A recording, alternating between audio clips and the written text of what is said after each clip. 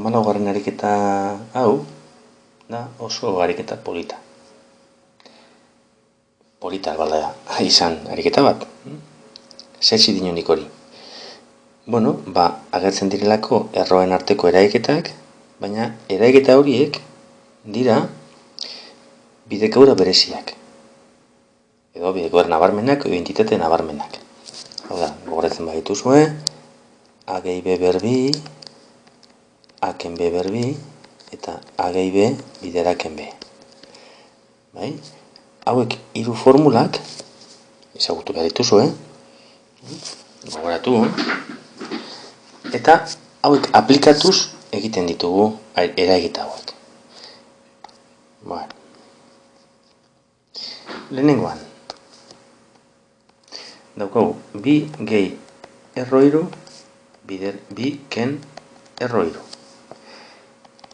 Gogoratzen baduzue, arrazionalizazioan egin duguna, beti hau izendatzailean agertzen zen hau, nahita, ze batuketa bat agertzen du ezkero behian bidertzen dugu biderkenketa, eta segituan egiten genuen zen ipintze organik. Karratu. Aldu egin hori. Zer da, lehenengoa berbi, ken bigarna berbi. Lehenengoa berbi da lau. Eta erroi hori hiru, beraz emaitza bat. Beren kasuan, hiru erro bi, gehi bi, dana berbi. Hau da, daukagu batuketa bat berbi. Formula da, lehenengoa berbi,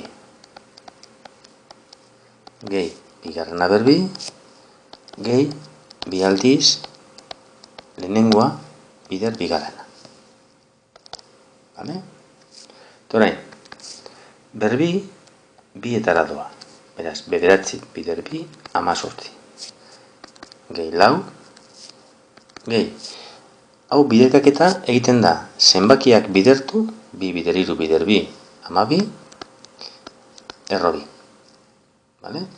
Eta orain, hauek biak bai alditugu batu, baina honeaz ez. Orduan geratzen da, 22 gehi 12 erro bi.